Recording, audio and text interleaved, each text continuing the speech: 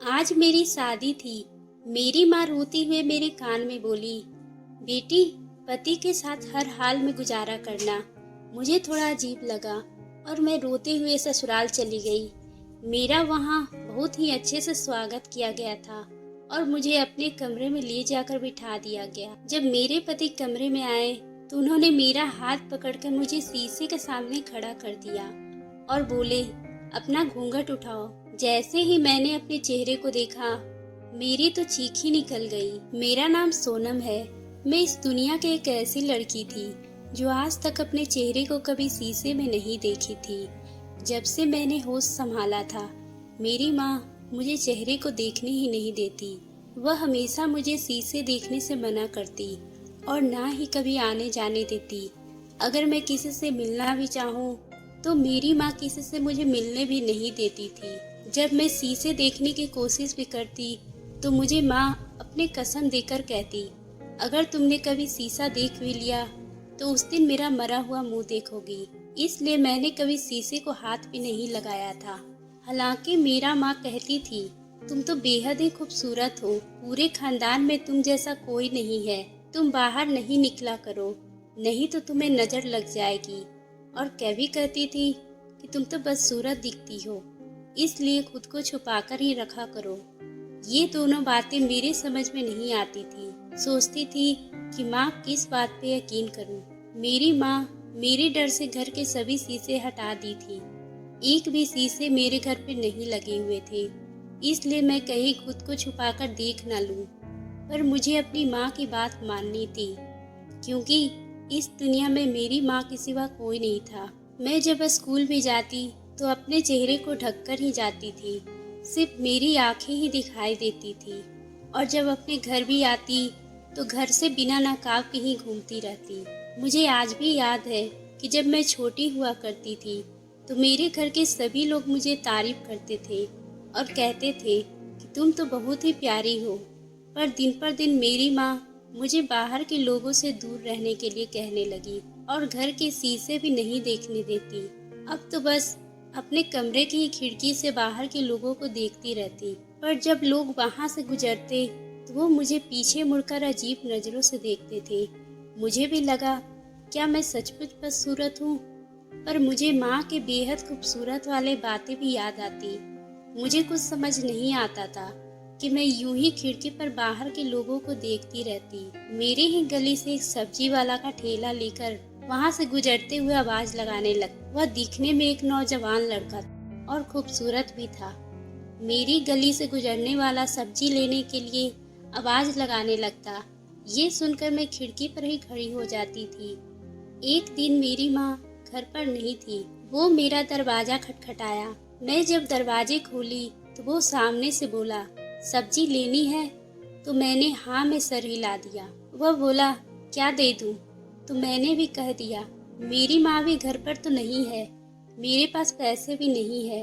तो उसने भी कहा, तुम्हें जो लेना है वो ले लो, मैं पैसे दोबारा घर से ले लूंगा, क्योंकि मैं तो रोज ही यहाँ से गुजरता हूँ। उसकी बात सुनकर मैंने कहा, ठीक है, मुझे 1 किलो आलू और आधा किलो टमाटर ही दे दो, मैं कल आपको माँ से पैसे मांगकर दे दूंगी। वो मुझे मुस्कुराते हुए सब्जी पकड़ाकर वापस चला गया। मैं भी शर्माते हुए अपने कमरे में चली गई थी। मेरी माँ जब शाम को घर लौटी तो मैंने कहा, माँ, आज मैंने सब्जी वाले से उधार सब्जी लेकर पका कर रख दी है, आप मुझे पैसे दे देना ताकि मैं कल उसे लौटा दूंगी। कहीं उसने तुम्हारे चेहरे को तो नहीं देख लिया? मैंने कहा, नहीं माँ, मेरे चेहरे को ढक रखी थी। फिर मेरी माँ ने सब्जी के पैसे दे दिए। मैं कल का इंतजार ही कर रही थी। कल जैसे ही सब्जी वाले आया, मैं सब्जी के पैसे लौटाने लगी। उसने पैसे लेने के बहाने मेरे हाथ को छू लिया और मैं शर्माते हुए अपनी कमरे की खिड़की पर चली गई। वो जैसे ही मेरी गली से गुजरता था तो मैं उसे छुपकर देखने लगी और इसी तरह से हर दिन मुझे सब्जी पहुंचाने के बहाने वो मेरे दरवाजे पर दस्तक। अब तो ये हर दिन का हो गया था। वो मुझसे पैसे भी लेना नहीं चाहता था, पर मैं जबरदस्ती उसके ठेले पर पैसे रख देती। एक दिन उस खूबसूरत नौजवान ने मुझे सब्जी के साथ एक चिट्ठी भी पकड़ा दी। मैं चुपके से उस चिट्ठी को अपने कमरे में जाकर दरवाजा अंदर से बंद कर लिया और खत खोलकर पढ़ने लगी थी। उसमें लिखा था, मेरा नाम दिनेश है और तुम मुझे बहुत अच्छी लगती हो। मैं तुमसे प्यार करने लगा हूँ और मैं तुमसे शादी करना चाहता हूँ। अगर तुम भी मुझे पसंद करती हो तो इसका जवाब जरूर देना। जब मैं ये पढ़ी तो मेरे चेहरे खिल उठे थे और मैं भी खुशी से अपने कमरे में नाचने लगी। फिर मैंने झट से एक पेन और कॉपी लेकर माँ की नजरों से छुपकर छत पे चली गई और अपनी दिल की बात उस चिट्ठी में लिख डाली। मैंने लिखा था, दिनेश, मैं भी तुम्हें पसंद करती हूँ। फिर अगले दिन जैसे ही सब्जी बेचने वाले आवाज सुनाई दी, मैं दौड़कर अपने दरवाजा खोला। वो सामने ही खड़ा था। वो मुझे सब्जी की थैली पकड़ा दिया। मैंने भी पैसे के साथ उसे वो चिट्ठी देकर वहां से अपने कमरे में चली गई। आज मेरी धड़कन बहुत ही तेज थी और अंदर से बहुत खुश भी थी। पहली बार ऐसा हुआ था, किसी को मैं खूबसूरत लगी थी। मैं सोचने लगी, अगर मैं बस सूरत होती तो क्या कोई मुझे पसंद करता।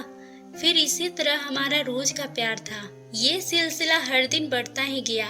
वो मुझे चिट्ठी देता और मैं उसका जवाब देती। एक दिन मैंने खत में लिखा कि दिनेश, तुमको मुझ में क्या ऐसा दिखा जो तुम मुझे पसंद करते हो। वो बोला, तुम बेहद प्यारी और खूबसूरत हो। तुम्हारी हर चीज मुझे पसंद है। ये पढ़कर मैं और भी ज्यादा खुश हो जाती हूँ। इसी तरह हमारे दिन गुजर रहे थे। एक दिन मेरी माँ और पड़ोस वाली चाची हमारे घर बैठकर मेरे बारे में बातें कर रही थी। चाची बोली, अरे रेखा बहन, अपनी बिटिया तो बहुत ही बड़ी हो गई है, उसकी शादी कब करोगी? ये सुनकर माँ ने कहा, इससे कौन शादी करेगा? ये दिखने में भी तो ऐसी है कि कोई पसंद भी नहीं करेगा।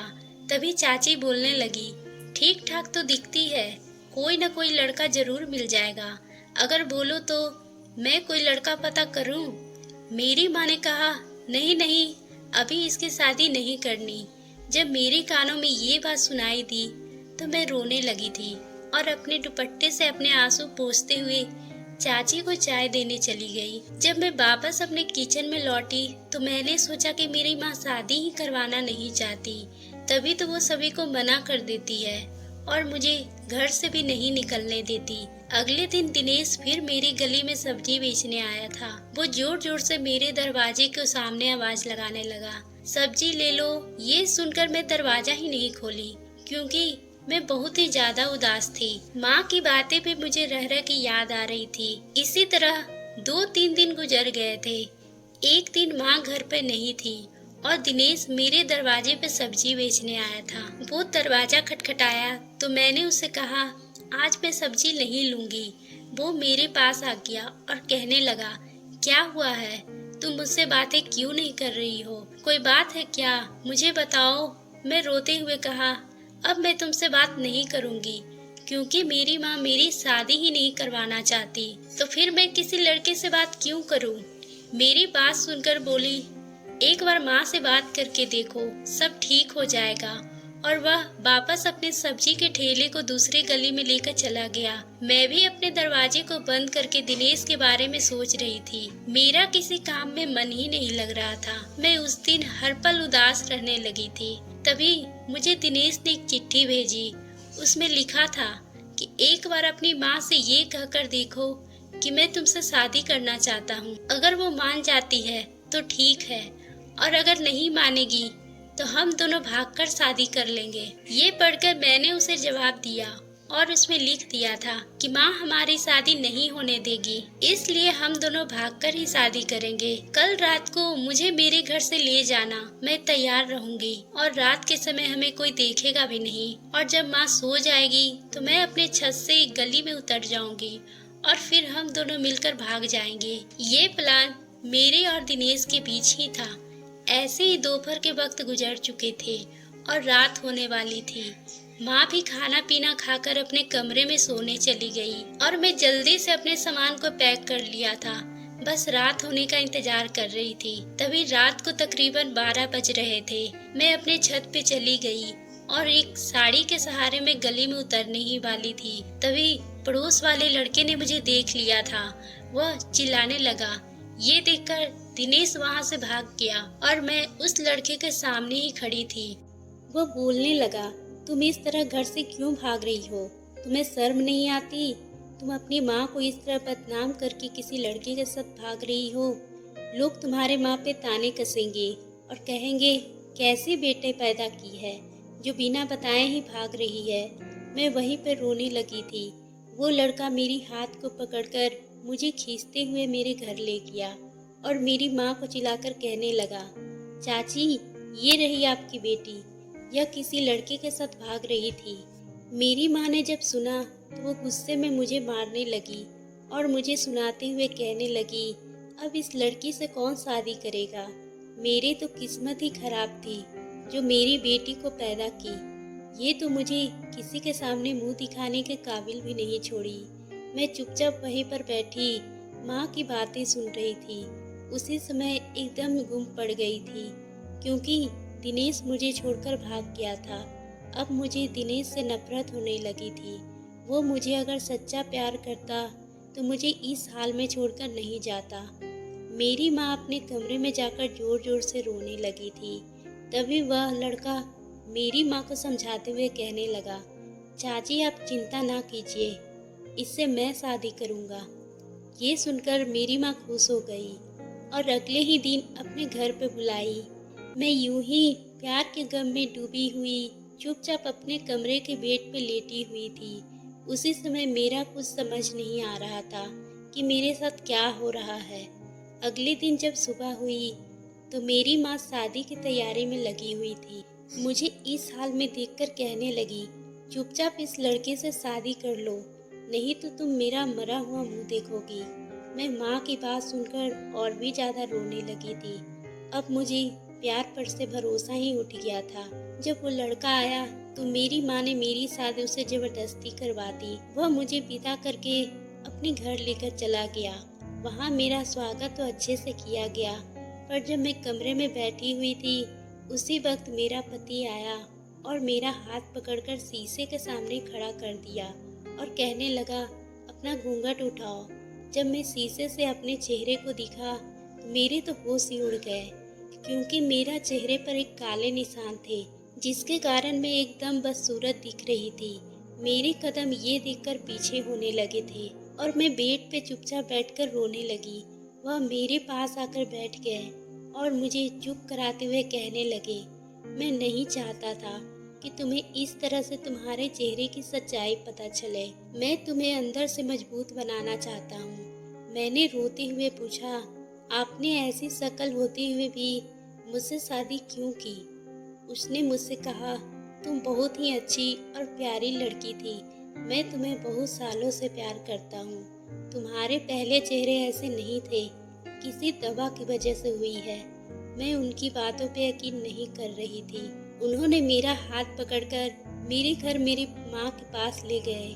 मेरी माँ भी इस तरह से मुझे देखकर रोने लगी और कहने लगी, हाँ बेटी, ये मेरी गलती की वजह से हुई है। जब तुम छोटी थी तो तुम्हारा रंग सांवला था। मैं तुम्हारी खूबसूरती को लेकर फिक्र करती थी।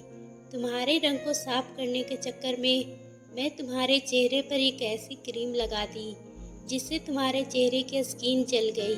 उस दिन तुम्हारे चेहरे को देखकर मुझे अपनी गलती का एहसास हो गया था। मैं खुद को और तुम्हें शीशे से दूर रखने लगी थी ताकि तुम अपने चेहरे को देखकर घृणा ना करो। मेरे पति ने कहा, तुम चिंता मत करो, मैं तुम्हें अच्छे डॉक्टर के पास ले जाऊंगा और तुम्हारा इलाज करवाऊंगा ताकि तुम जल्दी ठीक हो जाओगी। तुम जैसे भी हो मेरे लिए बेहद खूबसूरत हो और मैं भी तुम्हें जिंदगी भर खुश रखूंगा। ये सुनकर मैंने अपने पति के साथ अपने ससुराल वापस चली गई और मैं अपनी जिंदगी में खुश थी। तो दोस्तों, आपको ये कहानी कैसी लगी? अगर पसंद आई हो तो आप हमारे चैनल को सब्सक्राइब करना ना भूलें और बेल आइकन को भी प्रेस कर लें ताकि हम आपके लिए इसी तरह की कहानी लाते रहें।